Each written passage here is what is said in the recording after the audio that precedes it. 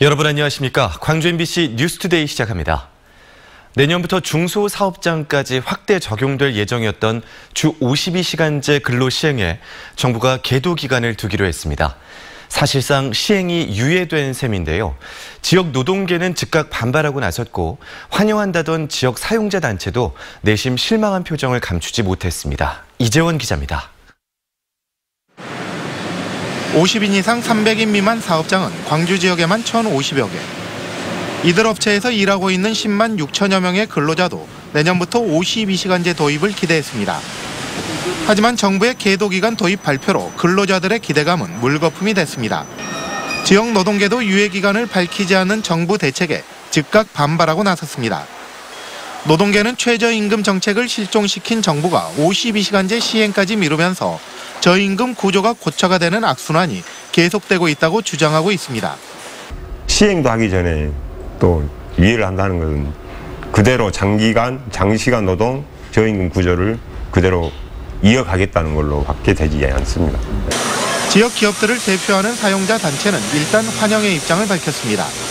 특히 특별 연장 근로의 인가 요건에 경영상의 이유가 포함된 것에 대해 안도하고 있습니다. 하지만 특별 연장 근로 사유가 발생할 때마다 근로자들의 동의를 거쳐 정부의 인가를 얻어야 해 불확실성도 그만큼 커질 것이라고 우려하고 있습니다. 탄력적 근로제의 단위기간하고 선택적 근로제의 정상기간이 확대가 안 된 것이 조금 아쉽습니다. 정부 발표에 실망한 지역 노동계는 총파업 투쟁에 동참하는 등 강력한 투쟁을 전개해 나가겠다고 밝혔습니다.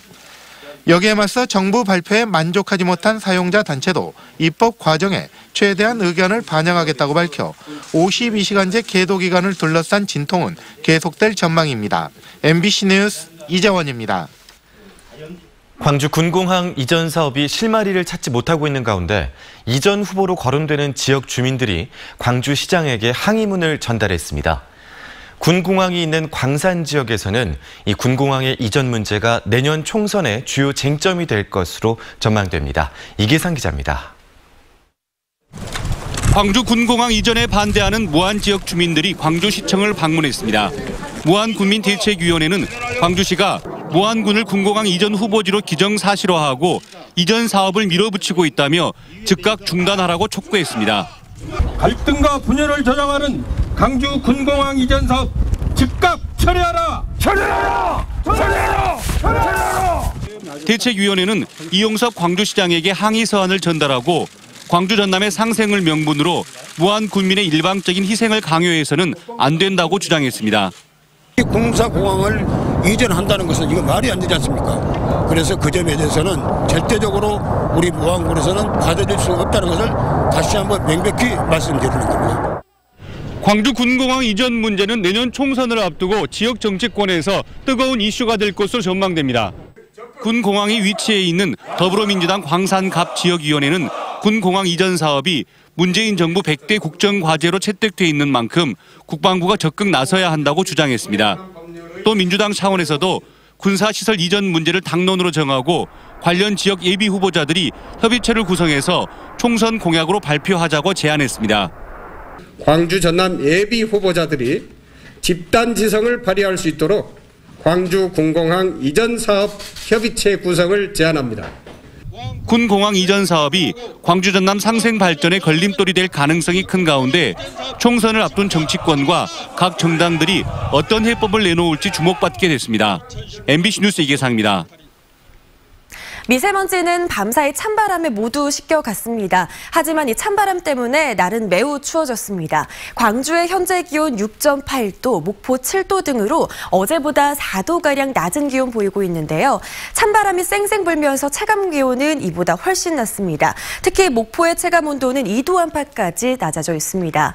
오늘 해안 지역에서는 특히 찬바람이 강하게 불겠습니다. 어제와 마찬가지로 서해안 지역에서는 강풍주의보가 발효 중이고요. 이 한기가 북서쪽에서 유입되다 보니 서해상에서는 해수면과 공기의 온도차에 의해 구름대가 형성됐습니다. 이 때문에 오전 중에는 눈발이 날리거나 산발적인 빗방울이 떨어질 가능성이 있습니다. 이대로 계속 추워지는 건 아닐까 걱정도 되실 텐데요. 목요일 오전까지는 추위가 이어지겠지만 목요일 낮부터는 서서히 추위가 풀릴 전망입니다. 날씨 정보였습니다. 홍콩 시위가 일촉즉발의 상황으로 치닫고 있는 가운데 이 시위의 여파가 우리 지역 대학에도 미치고 있습니다. 시위를 지지하는 대학생들과 여기에 반발하는 중국 유학생들이 지지 현수막 문제로 충돌한 겁니다. 남궁욱 기자의 보도입니다. 한국인 대학생과 중국인 대학생이 서로 마주보며 목소리를 높여 언쟁을 벌입니다. 홍콩 시위를 지지하는 벽보 때문입니다. 전남 대학생들이 홍콩 시위를 지지하는 현수막과 벽보를 걸자 전남대에 유학 중인 중국인 학생들이 몰려온 겁니다. 서로 가시돋친 설전을 벌입니다. 중국에서 민주주의 시위를 했는데 그거를 그 등소평 주석이 전부 다 죽여버렸어요. 덩샤오핑 주석이 없었죠.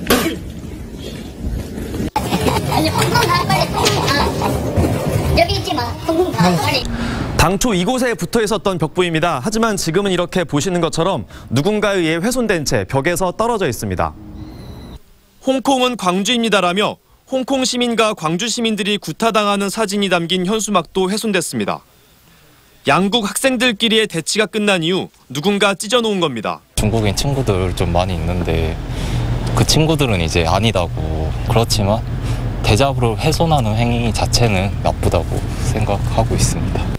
전남대 학생들은 표현의 자유가 훼손됐다며 홍콩 시위 지지 활동을 더욱 확대해 나가겠다는 계획입니다. 전남대라는 공간이 또 상징성을 갖는 것은 대한민국 민주주의의 어떤 중요한 역사가 시작된 곳이고, 단과대 행정실이나 이런 데 좀 허가를 맡아서 실내에 설치를 하는 게 어떨까 좀 생각을 하고 있고요.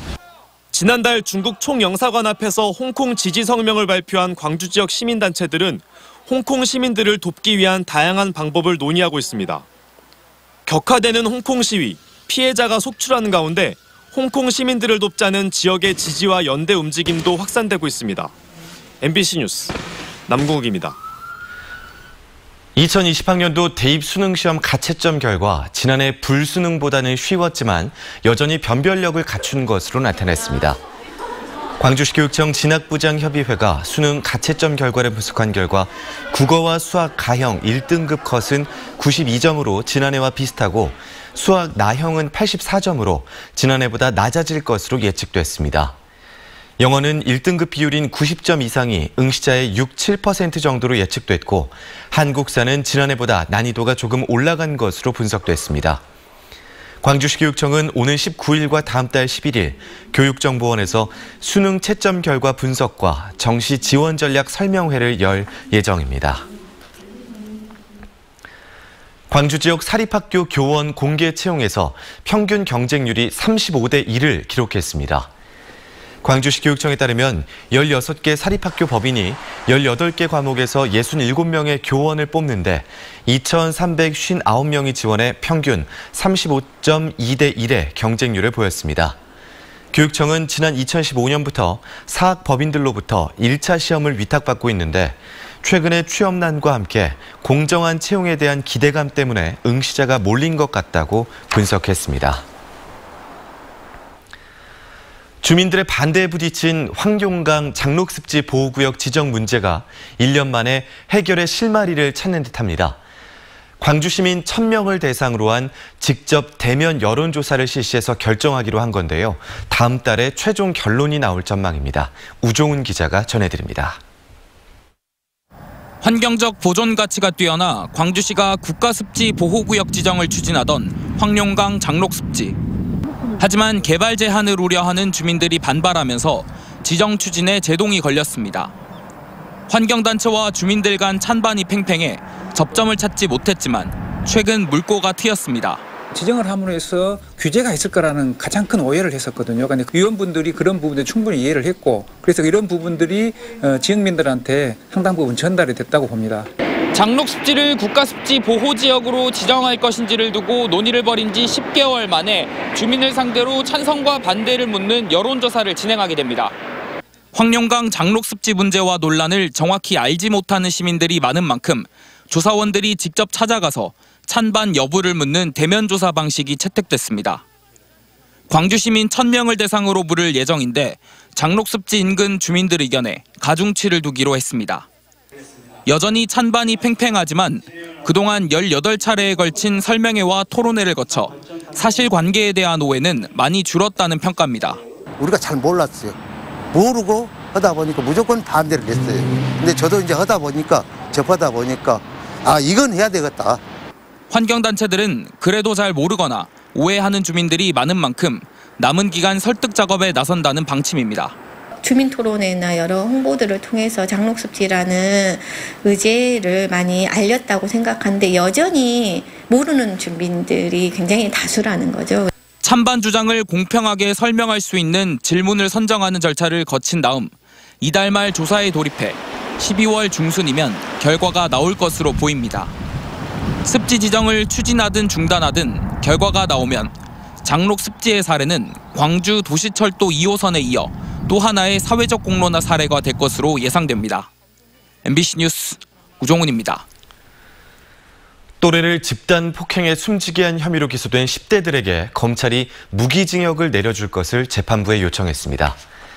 어제 광주지법 제11형사부에서 열린 결심 공판에서 검사는 적절한 시기에 구호 조치를 했다면 피해자가 숨지지 않을 수 있었다며 18살 A군 등 10대 3명에게 무기징역을 구형했고 또 다른 10대 1명에게는 징역 15년을 내려달라고 요구했습니다.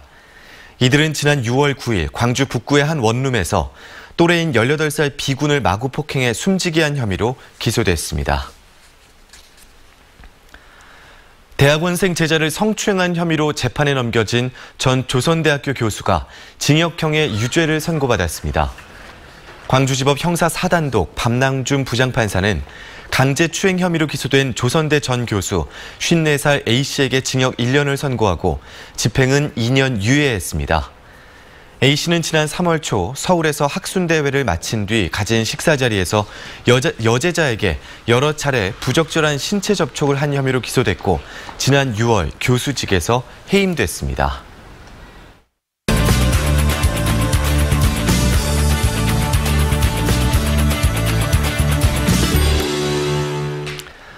한비던전 1호기의 출력 급상승 사고 이후 원전 안전성에 대한 우려가 커지고 있습니다. 폐쇄를 주장하는 목소리도 높은데요. 광주와 전남의 예술인들이 원전 안전에 대한 경각심을 일깨우는 예술 행동에 나섰습니다. 오늘 주홍 작가와 그 이야기 나눠보겠습니다. 작가님 안녕하세요. 안녕하세요. 네, 먼저 예술가들이 이렇게 원전 안전 문제에 대한 목소리를 내게 된 이유가 궁금한데요. 예술가들뿐만 아니라 저희들이 뭐 국민의 한 사람으로서 우리가 살아가는 곳이 안전한가 이건 항상 경각심을 가지고 살아야 된다고 생각하는데요. 네. 특히 후쿠시마 원전 사태 이후에 일본이 국민에게 대응하는 방식 그러면 우리는 그런 시스템이 아니란 말인가 우리는 좀 더 안전한 나라에 살고 있는가 이런 것들에 대해서 국민의 한 사람 혹은 엄마로서 한 명의 엄마로서 대단한 불안감이 느껴지기 시작했어요. 네. 영광 원전하고 40km밖에 안 되거든요. 그렇군요. 네. 그럼 어떤 예술가들이 함께하고 계신 건가요? 특히 뭐 특별하게 그 사회 문제에 관심이 있었던 예술가들도 있고요. 네. 사회 문제에 전혀 관심이 없었던 저 같은 또 엄마도 있고 그리고 밥을 잘하는 사람도 함께하고 있고요. 네. 네, 주먹밥을 그동안 해왔던 분들. 네, 그렇군요. 정말 다양한 분이 함께하고 계시다. 네. 한비던전의 안전 문제에 대해서 그러면 어떤 방식으로 작품에 담아내신 겁니까?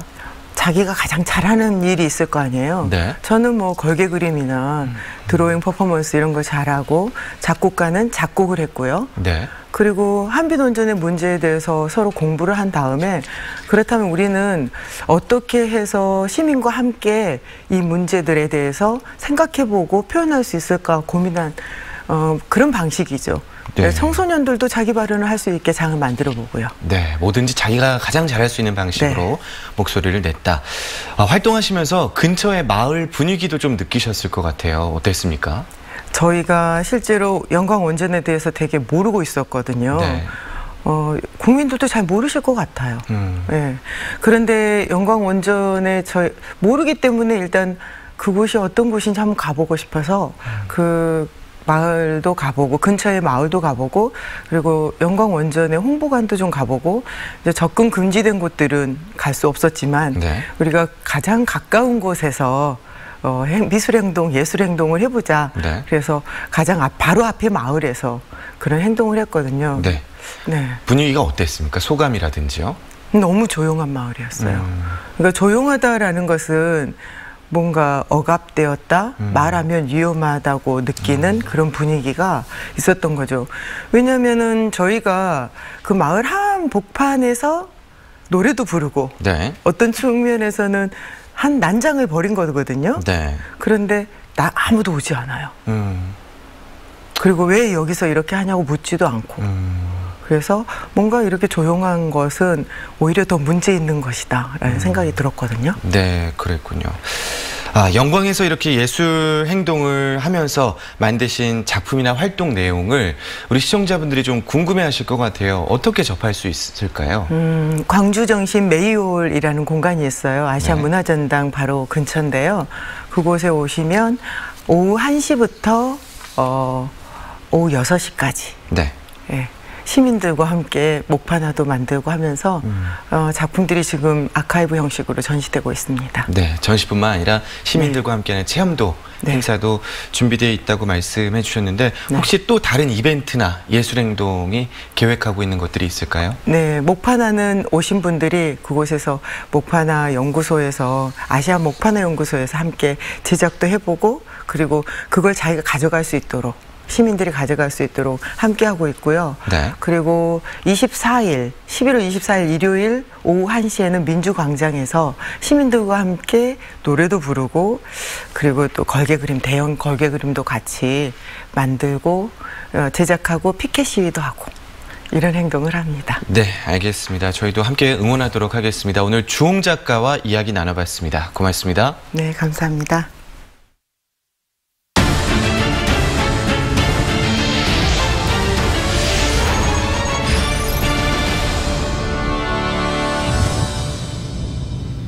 옛 상무 소각장 부지에 광주를 대표하는 도서관을 건립하기 위해 국제 설계 공모전이 추진됩니다. 광주시는 국비와 시비 등 392억 원을 투입해 상무 소각장 부지에 도서관을 건립하기로 하고 국제 설계 공모전 참가 신청을 다음 달 11일까지 받기로 했다고 밝혔습니다. 이번 공모 심사에는 해외와 국내 건축가 7명이 참여해 광주를 대표할 만한 도서관의 설계안을 선정할 예정입니다. 상무소각장은 대기오염 등 주민들의 집단 민원이 되풀이되면서 지난 2016년에 폐쇄됐습니다. 광주 지역 시민단체가 민간공원 특례사업 의혹과 관련해 이용섭 광주시장에 공개 사과를 요구했습니다. 광주 경실련은 성명을 통해 민간공원 특례사업 관련 검찰 수사로 담당 국장이 구속되고 고위 책임자에 대한 구속영장이 청구됐다며 시정 혼란을 초래한 책임에 대해 이용섭 시장이 공개 사과해야 한다고 주장했습니다. 경실련은 민간공원 특례사업이 실패하지 않으려면 철저한 진상조사와 함께 아파트 분양원가 공개 등 투명한 사업 추진이 중요하다고 강조했습니다.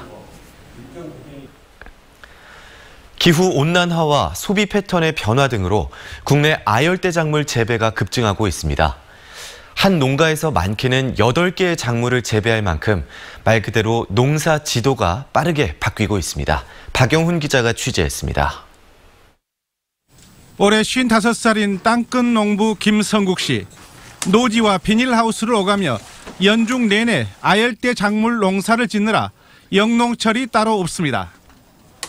재배 요령을 알게 되면서 작물도 크게 늘었습니다.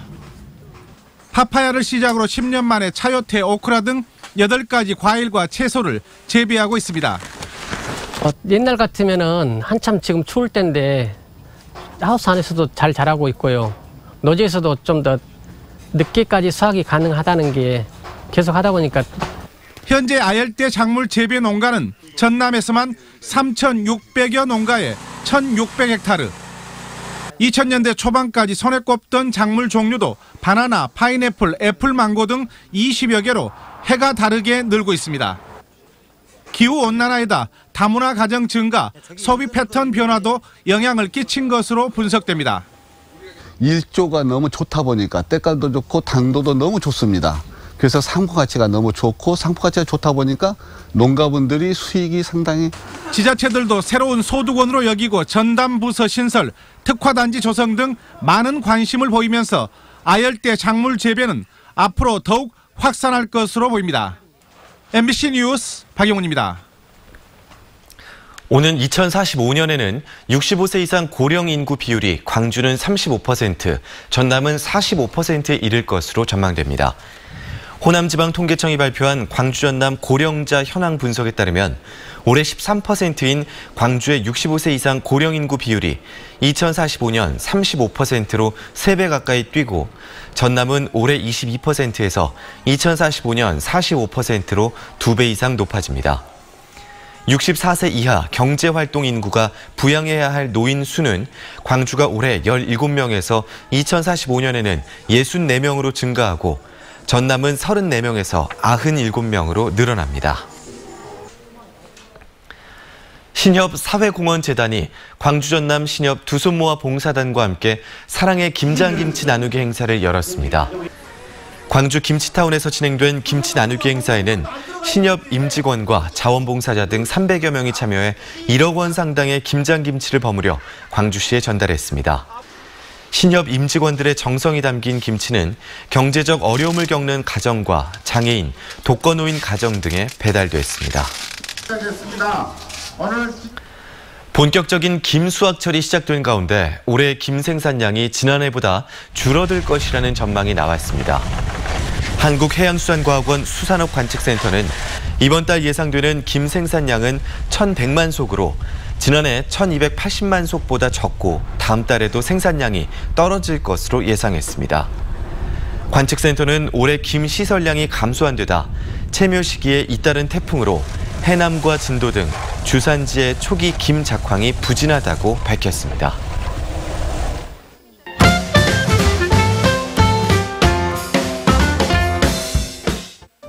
올해 4인 가족의 김장 비용은 배추 20포기 기준 28만 6천 원 선이 될 것으로 보입니다.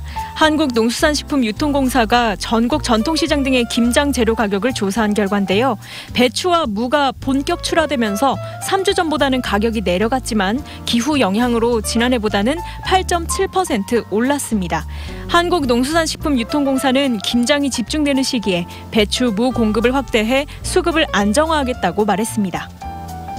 온라인 펀딩을 활용해 직접 농사지은 쌀을 판매한 고등학생들이 있어 화제입니다. 전남 생명과학고등학교 학생들은 친환경 쌀을 생산하기 위한 노력을 이야기로 잘 녹여내 2시간 만에 목표액을 달성했는데요. 현재는 목표액의 8배 넘는 후원을 받은 상태입니다. 학생들은 놀라면서도 더 전문적으로 농업을 배워보겠다는 꿈이 생겼다고 합니다. 수험생은 50% 할인받을 수 있는 공연 안내입니다. 이번 주 목요일 광주시립교향악단의 말러 교향곡 1번 거인이 저녁 7시 30분 대극장에서 펼쳐집니다. 또 소극장에서는 목요일부터 사흘간 안톤 체호프의 명작 연극 세자매가 마련됩니다. 27일 저녁 7시 30분부터는 익숙한 음악을 해설과 듣는 해설이 있는 이태리 여행이 진행됩니다. 회관 누리집에서 예매할 수 있습니다. 이번 주 토요일 오후 4시 호남신학대학교 예음홀에서 늦가을과 어울리는 가곡 발표회가 무료로 열립니다. 동요 가곡 작곡가 김남삼 씨의 자작곡 14곡으로 구성되는데요. 피아노, 첼로 연주 등의 선율에 아름다운 시를 얹어 함께 들려드릴 예정입니다.